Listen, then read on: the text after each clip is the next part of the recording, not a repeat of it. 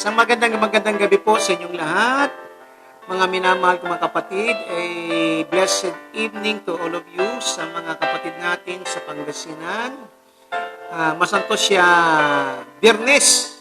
Ialabit si kayo namin at ito naman po, tayo ay pinagpala ng isang oras ng Diyos upang tayo ay magsalo-salo. Muli, magkasama-sama sa pagsasalo-salo ng kanyang salita. Ang kanyang salita na tanging pagkain at buhay ng kanyang mga anak. Kaya mga minamahal kong mga kapatid, ay simulan mo na magte-text dyan sa mga kaibigan mo, kakilala mo at kapamilya mo. Sabi mo, magsisimula na tayo. At kasama na natin mga minamahal kong kapatid, sila Ate Tess, sila Ate Angel, sila Ate Dina, sila Ate Bless, si Ate Daisy sa Curayaw. Sabi niya, mapagpalang gabi po sa inyong lahat. Kasama na rin natin ang Kangayaw family, sila Ate Neneng, Kuya Nonoy, Janel, at si Ate Joanne. At gayon din, kasama rin po natin mga minamahal kong kapatid, ang aking magandang apo rin, walang iba kundi si Shangel. Ang mga kapatid natin dyan sa PUC, sila ang aking balae na Sister Dita, Brother Toto, ang aking manugang, si Annalisa, ang aking apo. At gayon din, at nakita ko ang pangalan ni Kuya Glay. Lagi na natin kasama si Kuya Glay, direct from Papua New Guinea. Kasama niya rin si Brother Ricky Vasquez. Ang pamilya po ng Swing family, si Ate Mary Ann, si Kuya Lito. Ang pamilya po ng Hernandez, si Ate Michelle and family. At gayon din si Mabenti. Ang pamilya po ng Sakno, si Ate Cherry. Bumabati po ng good evening po sa inyong lahat. A blessed evening. May kasama na sabi ni Kuya Glay, may kasama na aside from Ricky, meron din na yung kapatid na kasama nila si Brother Alan. At from Bacolod, si Ate Det and Brother Johnny, ang Alyarde family, ang Alejandre family rin, si Sister Eileen, at gayon din si Brother Joselito, ang mami ko, na si Nanay Glo, kasama na natin, Nanay Bising, Nanay Ditas, Nanay Sinaida, Nanay Bel, Tatay Rudy, kasama na natin, ang Guillermo family, Brother Rudy and Sister Bobot, sila Patrick, sila Maribet, sila Jude, Rogel, at si Jack. Kasama rin natin, direct from La Union, si Ate Reby, ang Gascon family. At gayon din, mga minamahal kong kapatid, ang Gascon family rin sa Dinahican, Impanta, at sa Gumian Impanta pala si Kuya Allen, at si Brother ang Kuya family, sila Ate Alma, Kuya Obet, sila Tatay Berto, Nanay Landa, sila Brother Dario, at si Mami Landa. Kasama rin po natin ang Acosta family ay bumabati muli sa inyo ng mapagpalang gabi. Si Ate Daisy, si Kuya Tagumpay, si Junior Tagumpay, kapatid natin, mga Priagola family dyan sa Tagumpay, sa Curayaw, ang Mangente, ang Cardinal, sila Mayet, si Nanay Tining. At gayon din, mga minamahal kong mga kapatid, ang mga Kabanting family, ang mga Yak family. Maabot din to kay Sister Becky Yak sa US, at sa mga kapatid natin na sila Crashman, Yap, sila Sister Winnie Marquez. Yan, kasama rin po natin. At si Sister Renaline Lebrelia, ang mga Vergara family, Espinosa family dyan po sa Dapitan, sila Ate Nix, sila ang Lumugtong family. Kasama natin pamilya ni Ate Nix.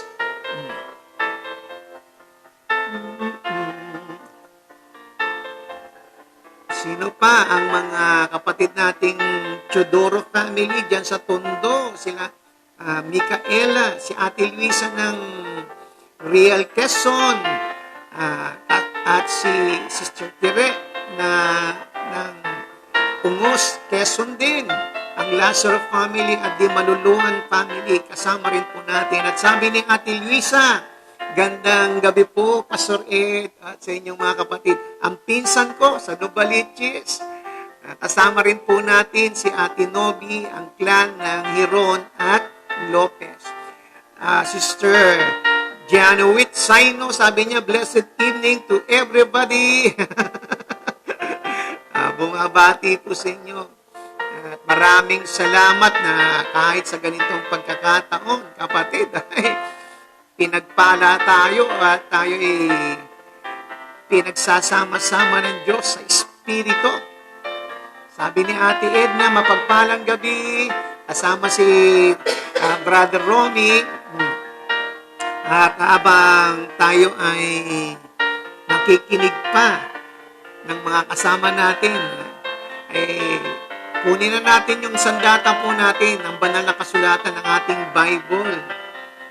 At ito po, ihanguin po natin sa chapter 18 of Acts, verse 18 to the following. Kaya mga minamahal ko mga kapatid, sabihin mo sa katabi mo, God bless you and a happy new you. Yan. Padala ng na si Ate Gianna ng prayer at kasama natin si Rogelio Espina. Kapatid ni Ate Daisy. Ingatan ka, kapatid, sa iyong mga pinagkakabalan sa buhay. Tayo po ay humarap at lumapit sa kabutihan ng Diyos Ama, tayo humingi ng kanyang gabay.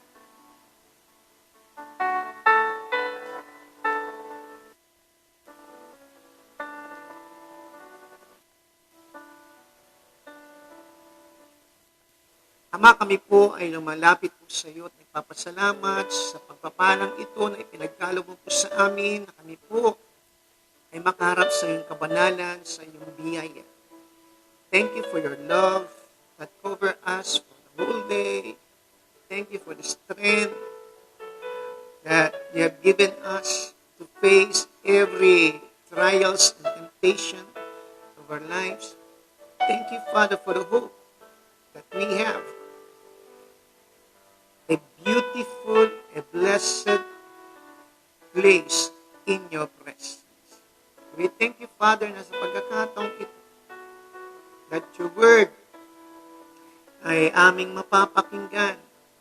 Bubuksan mo ang aming mga mata mula sa iyong salita. Makita po namin ang iyong kabutihan, ang iyong ginagawa, ang iyong saganang biyaya, na gumagawa ka ng mabuti sa lahat ng pagkakataon sa amin. We thank you, Father God, that you continue, O Lord, to pour out abundance of encouragement, of knowledge, and wisdom of your word. We thank you, Father, na ikaw din ang tutugon sa mga panalangin, mga sinasamo ng aking mga kapatid nito. Kakatagpuin mo po ang kanilang pangangailangan.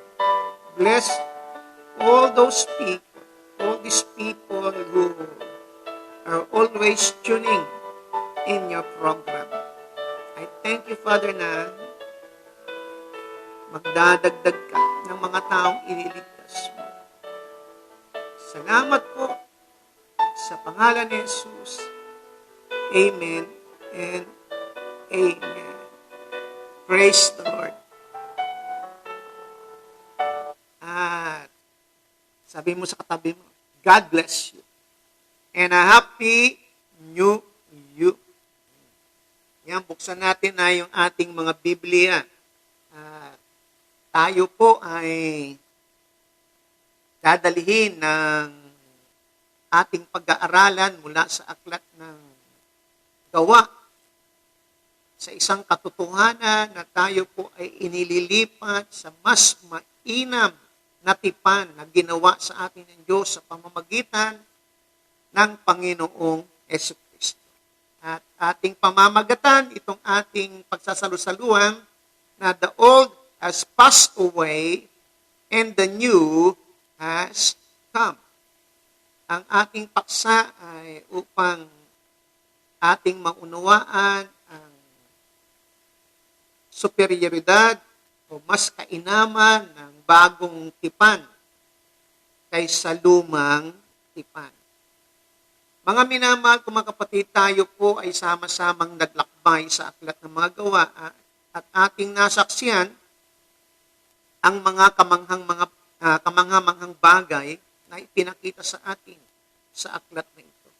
Nakita natin na ang Diyos ay nagdadagdag ng kanyang mga iniligtas sa kanyang itinayong iglesia.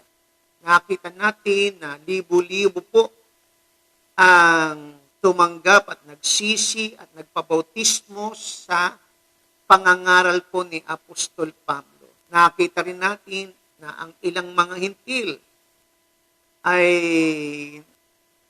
idinagdag ng Diyos sa iglesia. Una na dito ang Ethiopian eunuch at si Cornelius at ang kanyang pamilya.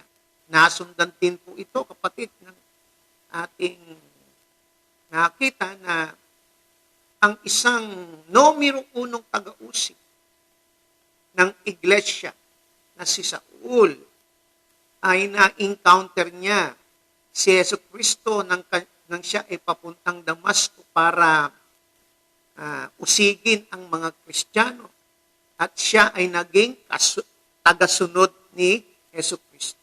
At hindi nasaksihan, kapatid, kung paano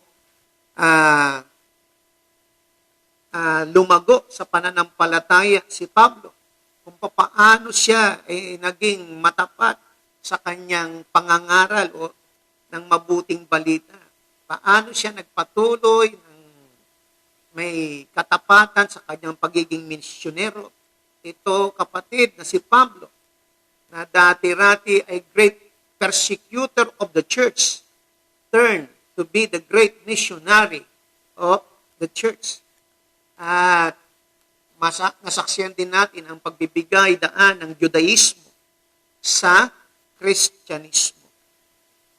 Ang aklat po ng Gawa, mga minamahal ko mga kapatid, ay isang transitional book. Habang ang lumang tipan ay nagbibigay daan sa bagong tipan, may mga bagay na nangyayari po sa aklat po ng mga gawa na hindi naman nakikita sa ibang mga aklat at tanging makikita lang sa aklat ng mga gawa. Halimbawa po kung paano gumawa ang Holy Spirit. Dito po sa gawa, makikita po natin na ang banal na Espiritu ay ibinuhos sa malaking grupo ng mga mananampalataya ng sabay-sabay. Makikita po natin yan sa chapter 2 ng gawa. At dito ipinapakita rin yung pangyayari na kung saan nagpapagana sa pamamagitan ng Holy Spirit ang iba't ibang signs and wonders. Pinagana rin, kapatid, ng Holy Spirit at ang iba't ibang mga kaloob na ibinigay sa mga mananampalataya. Pangatlo, makikita rin natin ang banal na Espiritu ay nagpalaya sa mga mananampalatayang nakabilanggo. Una na dyan, yung mga apostol na pinangungunahan ni Apostol Pedro. At ang banal na Espiritu rin, kapatid, ay nangunguna sa paggabay kay Pablo at sa kanyang mga kasama. The Holy Spirit prevent Paul and his company na pumunta sa mga ibang lugar. Ang ating teksto na babasahin, mga minamahal kong kapatid, ay hatiin natin sa 3 seksyon na nagpapakita po ng iba't ibang transition. At ating simulan, kapatid, dito sa verse 18 up to 23. Basahin po natin. Verse 18, pagkatapos nito, matagal pang nanatili si Pablo sa Corinto at saka nagpaalam sa mga kapatid. Pagdating sa Cenchrea, nagpagupit siya ng buhok sapagkat natupad niya ang kanyang pangako. Dito po, kapatid, i-underline niyo po itong nagpagupit siya ng buhok. Part of the transition process na makikita po natin dito. Tatalakayin po natin ito. Sumakay siya sa barkong papuntang Syria kasama ng mag-asawang Priscilla at Aquila. Verse 19, pagdating sa Efeso, iniwan ni Pablo ang dalawa at siya pumasok sa sinagoga ng mga Hudyo at nakipagpaliwanagan sa mga naroon. Hiniling nilang tumigil siya roon ng mahabang panahon, ngunit siya'y tumanggi. Sa halip, sinabi niya nang siya'y magpaalam sa kanila, babalik ako rito kung loloobin ng Diyos. Umalis siya sa Efeso, sakay ng isang barko. Verse 25, pagdating sa Cesarea, pumunta siya sa Jerusalem at bumati sa iglesia pagkatapos siya nagtuloy sa Antioquia. Sa Antioquia naman, tumigil siya roon ng kaunting panahon at pagkatapos ay muling naglakbay. Pinuntahan niya ang mga bayan sa lupain ng Galacia at Phrygia at pinatatag sa pananampalataya ang mga alagad doon. Unang transition na makikita po natin dito, kapatid, na ipinapakita ni Dr. Lucas, ay itong tinatawag nating transition from the synagogue to the church. Sa tekstong binasa po natin, ay pinapakita itong bagyang transition o pagpalit dito sa tekstong ito na pinakita ni Dr. Lucas. Noong pa man, mga minamahal kong kapatid, nagpupunta si Pablo sa bawat lugar na kanyang pupuntahan o unahin niya kung merong sinagoga doon, siya ay mangangaral at pangangaral niya si Kristo na siya ang Mesiyas at wala ng kaligtasan na matatagpuan sa iba pa. Pinangangakwiran niya at ipinangangaral niya na mula sa kanilang banal na kasulatan na sa simula pala, ang Diyos ay nangako na ng pagdating ng hari. At ang haring niya na tinutukoy na ipinangako ng Diyos mula sa kanilang banal na kasulatan ay si Jesus. Itong transition na mababasa natin dito sa tekstong ito, si Pablo ay lumabas sa sinagoga ng Corinto dahil ni-reject, kapatid. Ni-reject ng mga Hudyo doon na nasa sinagoga yung pangangaral ni Pablo tungkol kay Jesus na siya yung Mesiyas. At pinagpag niya nga po ang kanyang balabal bilang patunay na ito ay isang patotoo laban sa kanila. Dahil ito naman ang itinuturo ng Panginoon. That whenever people reject you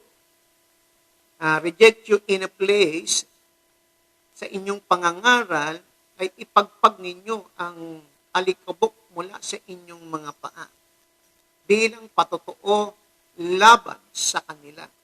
At itong pagpapagpag nito ay pagdedeklara rin ni Apostol Pablo ng kanyang kahatulan na pagbibigay niya ng hatol sa mga taong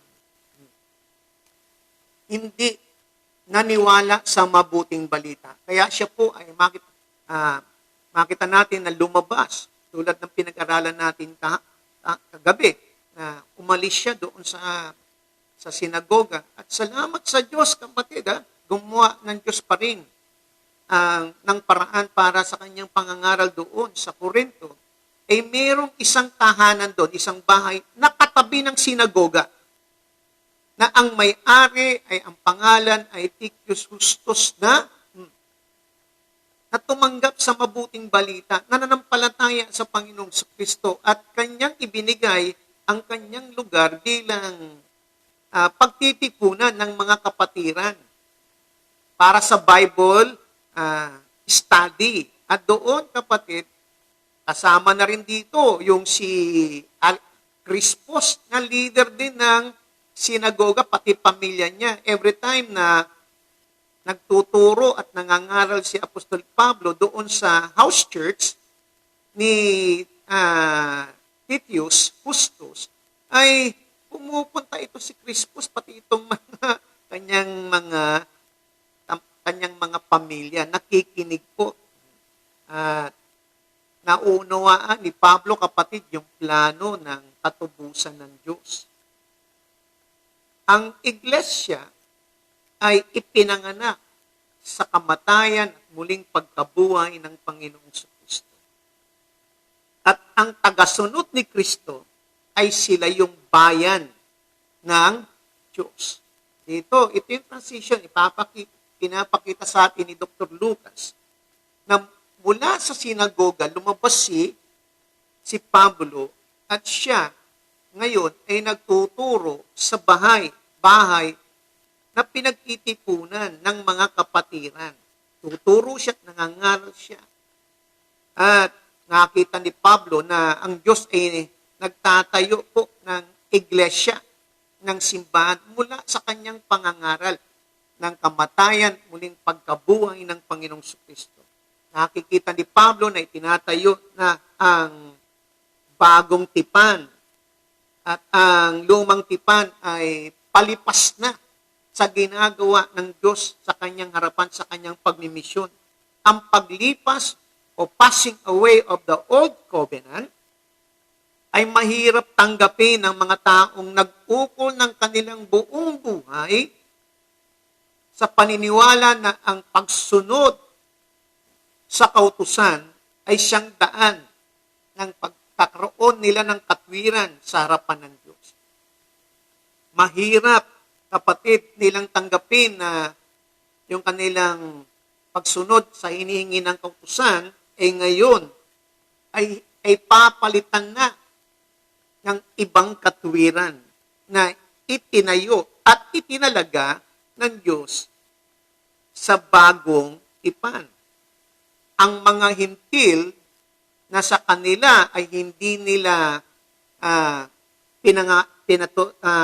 sinasaman o pinakikitunguhan, ay ito ngayon ang ginagawa ng Diyos ay idinadagdag po sa simbahan, sa iglesia, kasama ng mga hintil. At nahihirapan nga sila natanggapin ni Pedro itong ideyang ito nung simula. Salamat at pinaunawa sa kanya ng Diyos. Gayon din si Pablo. Nahirapan din siya dito. May struggle din siya sa itong ideyang ito na ginagawa ng Diyos. Dahil tinatawag niya ang kanyang sarili na isang Ebreo mula sa Ebreo. Kanyang sinasabi na walang ipipintas ang tao sa kanya pagdating sa sigasig o pagsunod sa kautusan. Masigasig siya sa kabanalan at gumagawa si Paul, kapatid, na isang panatang Nazarite.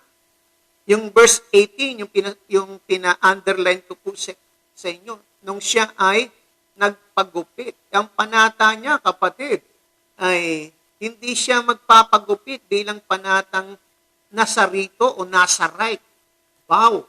Ano ba yung Nazarite vow o tinatawag nating panatang Nazarito?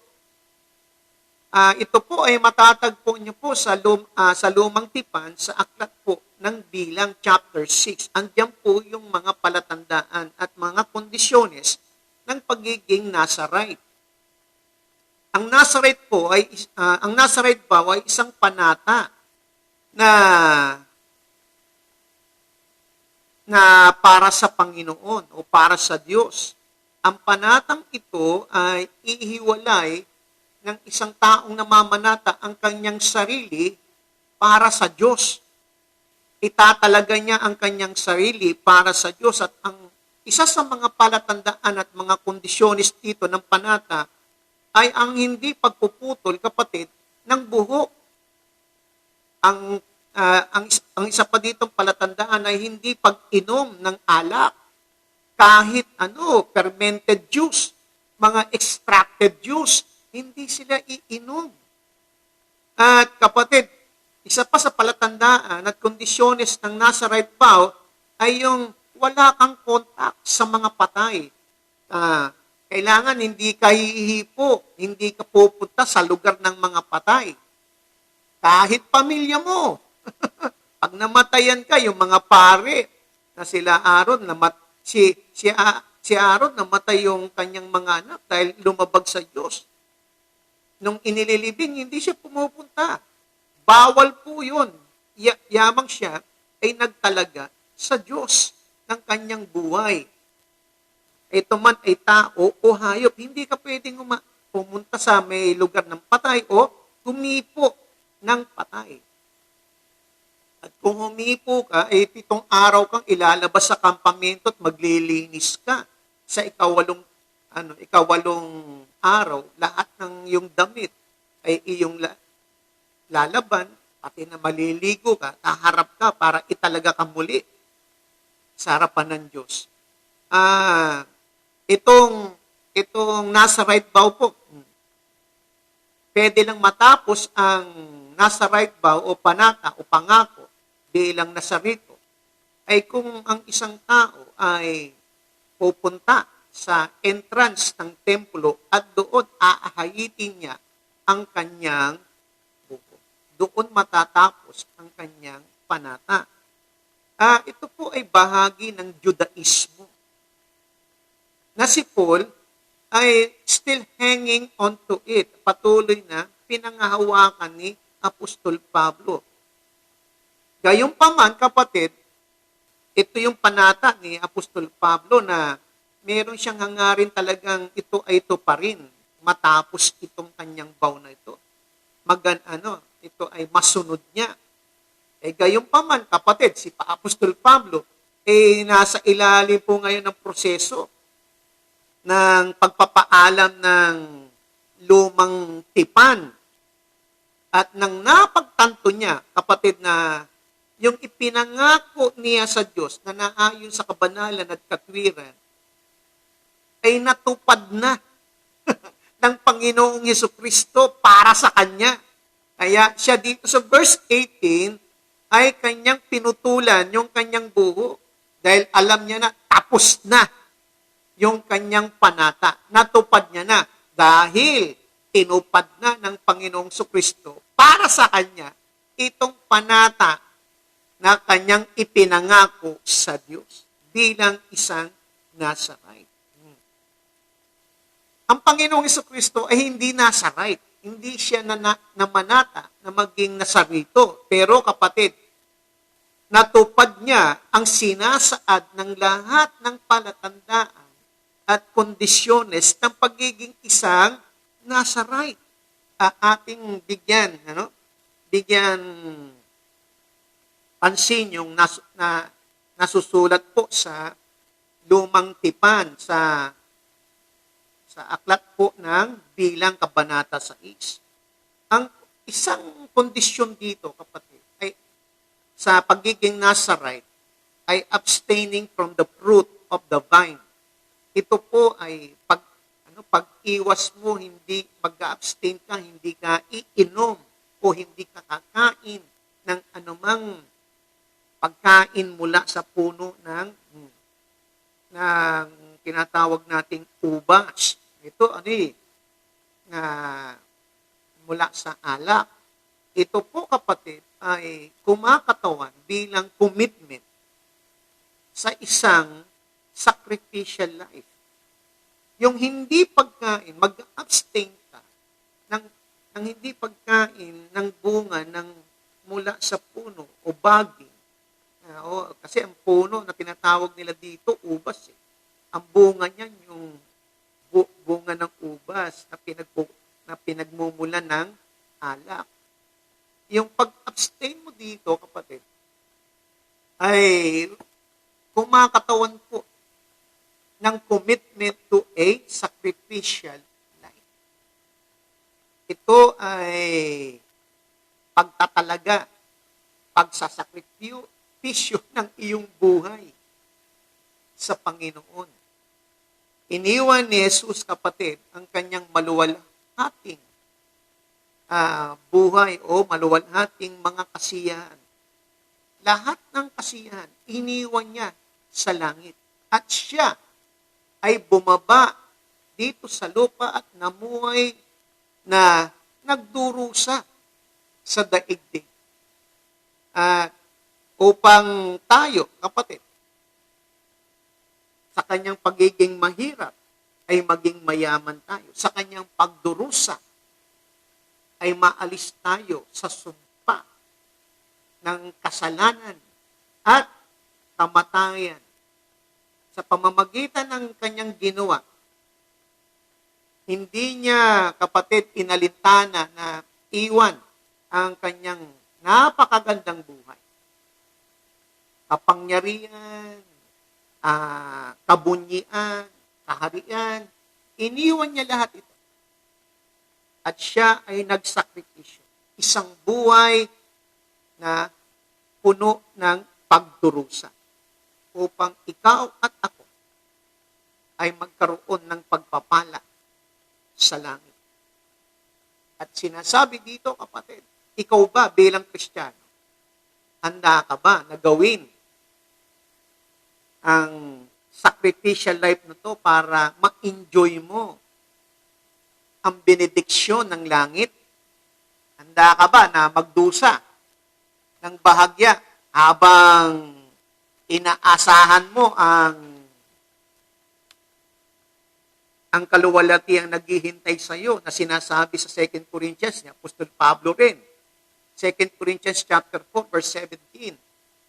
This is light or temporal affliction that we are suffering right now cannot be compared to the everlasting glory that is being preserved unto us through Christ Jesus.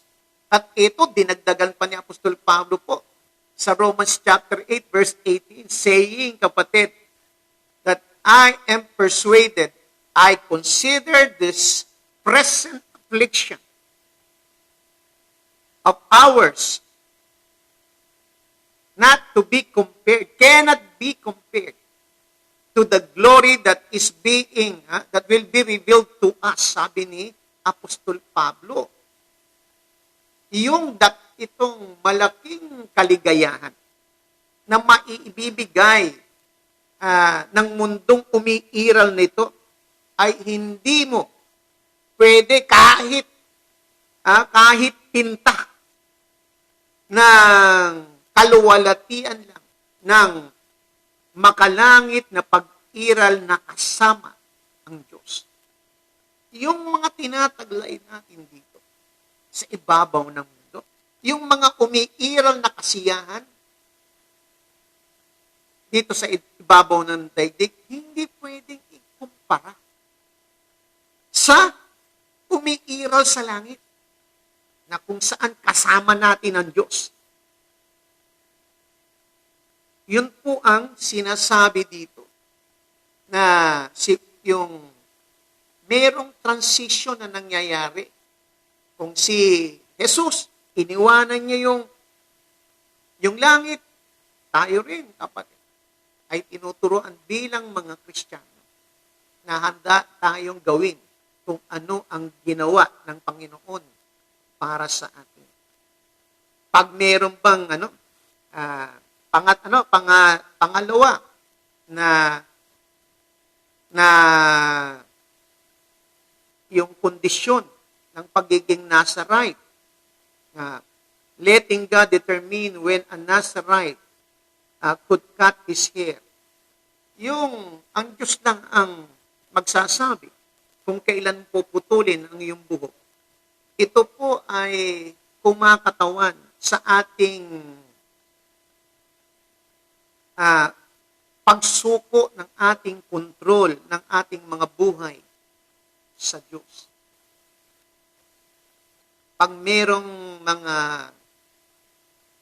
masasamang bagay na nangyayari ba sa ating buhay, magtitiwala ka ba sa Diyos na gagamitin niya ang mga pagdurusang ito at mga tuksong ito sa ating buhay na hubugin yung ating pagkatao, na sinasabi niya sa kanyang salita that He will work all things for our own good?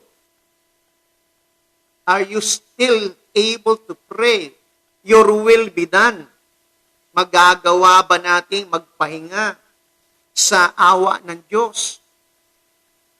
Tulad ng Panginoong Jesucristo sa oras ng tukso na sinabi niya, hindi ang aking kalooban, kundi ang iyong kalooban. Magagawa ba natin na mapagkatiwalaan ang Diyos na idideklara natin na nothing can separate us from the love of Christ through Jesus Christ our Lord? Magagawa ba natin, mga minamahal kong kapatid, na angkinin natin na kahit na hibla ng ating mga buhok, isang hibla ng ating mga buhok ay hindi lalagpak sa lupa nang hindi nalalaman ng Diyos? Itong mga bagay na ito, yung pagsuko ng ating buhay, ng buong buo sa Panginoong Jesucristo. Ito po yung palatandaan ng panata ng isang Nazarito na kumakatawan naman para sa Kristiyano, na sinakatuparan naman ng Panginoong Jesucristo para sa atin bilang ating tularan na gagayahin. At pangatlo, kapatid, staying away from the dead bodies, yung paglayo sa patay na mga katawan o mga patay na bagay, ay kumakatawan po ito ng ating commitment na ilayo natin yung ating mga buhay sa kasalanan at sa nakakamatay na epekto nito sa ating mga buhay. Sinabi ni Apostol Pablo, sinasamo niya sa mga kapatiran, sa mga Kristiyano na Romans chapter 12 verse 2. Do not conform yourselves to the patterns of this world, but be transformed in the renewing of your minds. Huwag mong iayon ang iyong sarili sa uso ng mundong ito, sa takbo ng mundong ito, kundi magbago ka ng isipan, mag-iba ka ng iyong diwa. At itong pagsusumamo ni Apostol Pablo sa pagtatalaga ng mga Kristiyano ng kanilang buhay, ng buong buo sa Diyos, na iiwalay nila ang buhay nila sa kasalanan, iwaksin nila ang kasalanan sa kanilang mga buhay, pati na rin, upang sila ay malayo rin sa nakakamatay na epekto nito. Ay ganito yung praktikal na paraan na itinuturo ni Pablo para makaiwas sa kasalanan. At dinagdagan pa nga ito ni Apostol Juan sa kanyang sulat sa unang Juan, kabanata 2, talata 15, sinasabi ni Apostol Juan, huwag mong ibigin ang mga bagay sa sanlibutan, sapagkat ito ay hindi mula sa Diyos. Ang sino mang umiibig ng mga bagay sa mundong ito ay kinakaaway ang Diyos. Wala sa kanya ang pag-ibig ng Diyos. Sabi ni Apostol Juan, ang Nazareth life is a life of separation. A life of separation, ibig sabihin nito, ang iyong buhay bilang mananampalataya kay Kristo. Inihiwalay mo ang iyong buhay bilang mananampalataya kay Kristo. Binibigay mo ito. Ang buhay mo ay para kay Kristo. Ang Nazarite life o Nazarite vow is a life of distinction. Ito ay isang buhay ng pagkakaiba. Ito ay kung paano ang buhay mo bilang mananampalataya ay para kay Kristo. Ngayon, itong buhay mo ngayon ay hindi kamukha ng mga buhay ng mga taong hindi mananampalataya na nasa paligid mo. Yan ang ibig sabihin ng Nazarite life. At itong tatlong ito na binanggit sa Numbers chapter 6, sa Lumang Tipan, ay ilan lang bahagi sa mga palatandaan na tinupad na ng Panginoong Kristo. Nagbigay siya ng tularan para ating gayahin bilang mananampalataya para sa Kanya.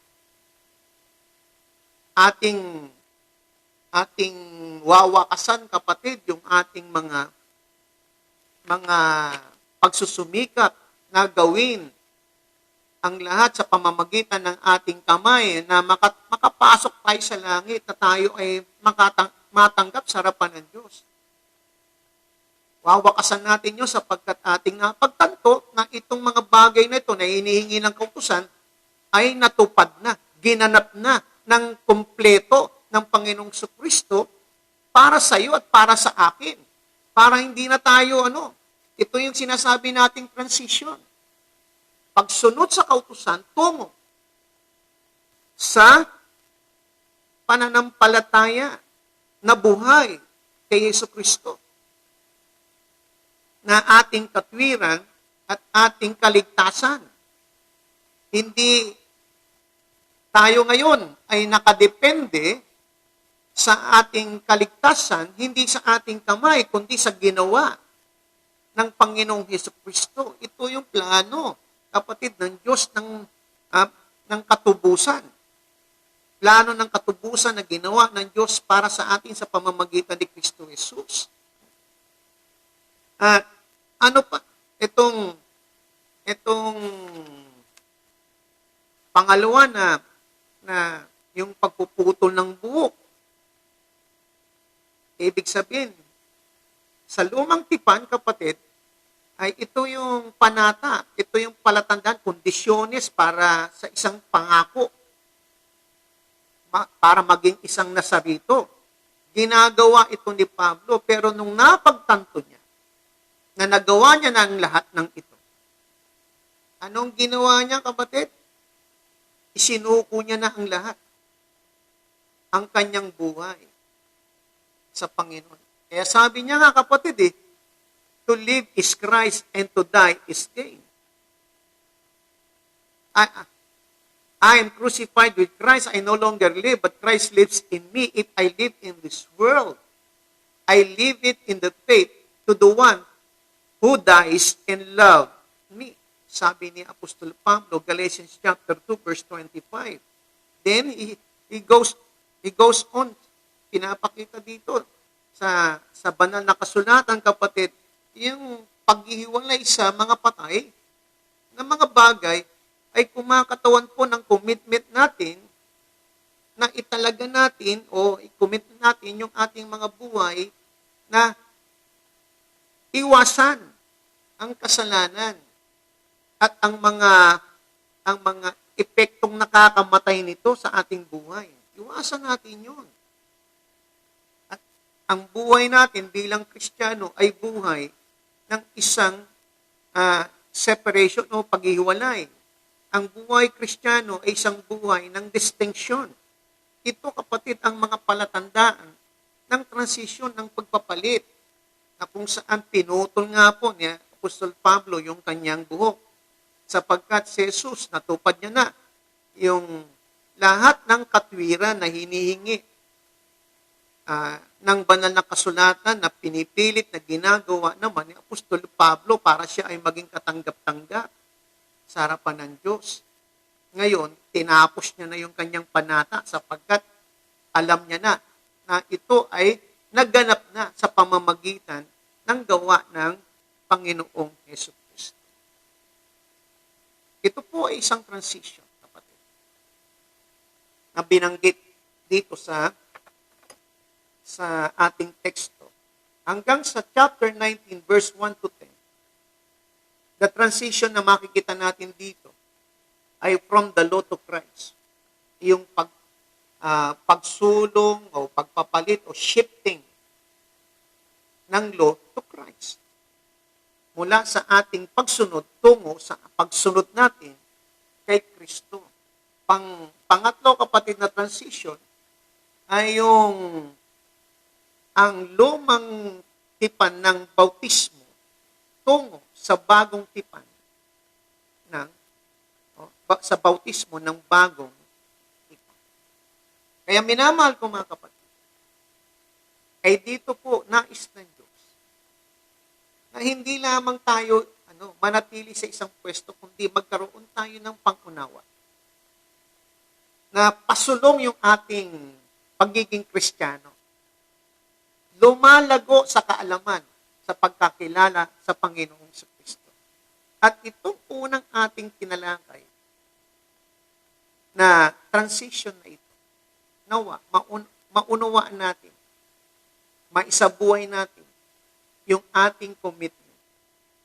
Sapagkat dito pinapakita sa atin na mas mainam ang ginawa ng Panginoong Hesus Kristo sa bagong tipan kaysa lumang tipan. Ang lumang tipan ay anino ng bagong tipan. Ang lumang tipan ay mga propesya at ulat tungkol sa Panginoong Kristo na kanyang tutuparin na nasasaad naman sa bagong tipan. Kaya mga minamahal kong mga kapatid, handa ka ba na yung buhay mo bilang Kristiyano ngayon, ikaw ay Kristiyano, hindi ka na Hudyo. Ikaw ngayon ay bagong nilalang kay Kristo. At ang luma mong buhay ay wala na. Ang luma mong pagsisika para maging katanggap-tanggap sa Panginoon na ayon din naman sa iyong kalooban para maging banal ka, makatwiran ka, makapasok ka sa langit. Ngayon, tatapusin mo ito. Sapagkat hindi ka magiging makatwiran sa harapan ng Diyos sa pamamagitan ng iyong gawa. Magiging makatwiran ka lang sa harapan ng Diyos sa pamamagitan ng ginawa ng Panginoong Hesus Kristo. Amen. Kaya, tinutukoy dito, kapatid, ang buong pagtitiwala natin sa Panginoong Kristo. Are you ready that the will of the Lord be upon you? Handa ka pa na kahit sa gitna ng mga pagdurusa, mga tukso ng iyong buhay, masasabi mo, Lord, your will be done. Not my will, but your will be done. Masasabi mo, pag ikaw, kapatid, ay dumadaan na ngayon sa hirap, pagdurusa, sasabihin mo, iangkinin mo, nothing can separate me from the love of God. That even the hair will not fall on the ground without the notice of God. Madideklara mo ba yan na ang iyong pagtitiwala hindi na sa iyong kamay, kundi sa ginawa ng Panginoon sa iyong buhay. Praise the Lord. Ama, kaming lahat na nakikinig ng iyong salita.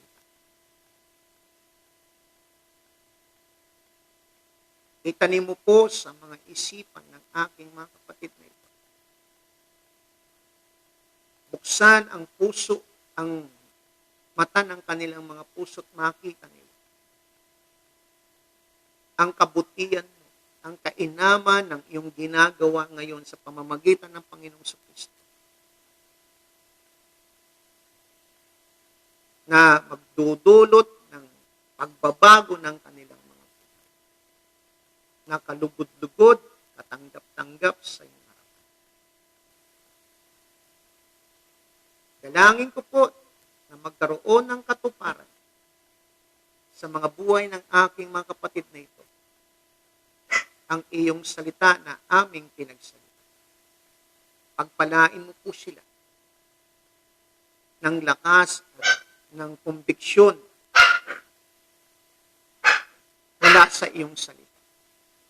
Dalangin ko po rin, Ama, ang patuloy na provision mo sa lahat ng kanilang pangangailangan ayon sa iyong kalooban. Papasalamat ako sa kagalingan ng aking pinsan na si Potpot Risuelio, O Lord. Salamat sa iyong kabutihan. Salamat po sa iyong kagandahang loob sa kanyang buhay. Maraming salamat din po, O Diyos, sa pagkakataong ito na ipinagkaloob mo po sa amin ang pagpapala na walang kasamang kabalisan. Magdudulot sa amin ng kalakasan at pag-asa na magpatuloy na maging matapat sa paglilingkod po sa iyo. Sa pangalan ni Jesus, Amen and Amen. Praise the Lord. At muli mga minamahal kong mga kapatid, ay magsama-sama po tayo sa araw po ng bukas. Simula po ng alas 5 po ng umaga at makakasama nyo po si Sister Annalisa Talantrada. At sa araw po na alas 7 po ng gabi, loobin ng Diyos na ako pa rin ang inyong makasama, mga minamahal ko mga kapatid. And today is Friday and tomorrow, maririnig na rin natin muli ang tinig ng ating kapatid na si Pastor Dong mula sa London at maghahatid sa atin din ang ating pagkain, ang mabuting balita, ang ating tinapay ng ating mga kaluluwa. Kaya maraming salamat po sa inyong lahat. God bless po.